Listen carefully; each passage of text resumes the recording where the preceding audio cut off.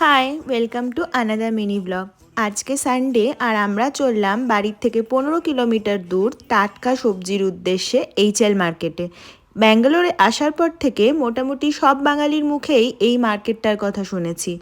অনেক রকমই ফ্রেশ ফল, ভেজিটেবলস সবই এই মার্কেটে পেয়ে যাবে।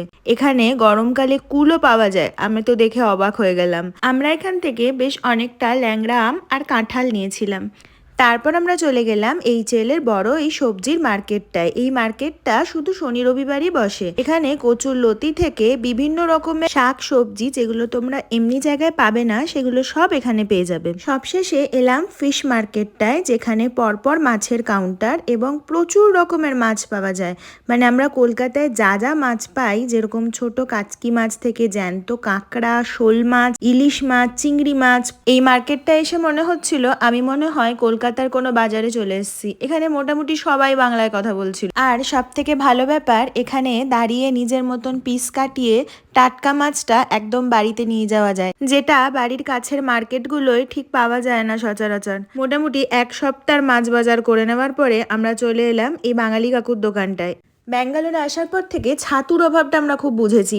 কোনো অনলাইন প্ল্যাটফর্মে বা নর্মাল দোকানে ছাতুটা ঠিক পাওয়া যায় না এখানে। সত্যেন্দ্র ছাতু, বেকারি বিস্কুট, বাবুজি কেক, ডালের বড়ি, যেগুলো তুমি অন্য কোথাও পাবে না, এই দোকানে তুমি সব পেয়ে যাবে।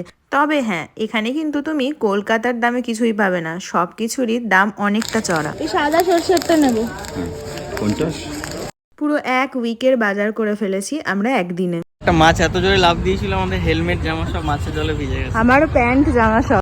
বাজার করে এনার্জি বুস্ট আপ করে নিতে খেয়ে নিলাম বাবুজি কেক, কারণ আবার 1 ঘন্টা লাগবে বাড়ি যেতে। বাবুজি কেকের মালিকদেরকে বলছি, ব্যাঙ্গালোরে এই কেক 20 টাকায় বিক্রি হচ্ছে। তারপর বাজারের ব্যাগ নিয়ে বৃষ্টিতে ভিজতে ভিজতে আমরা চলে গেলাম বাড়ি। কমেন্টে জানিও এরপরে এইচএল ছাড়া আর কোন মার্কেটে যাওয়া যায়।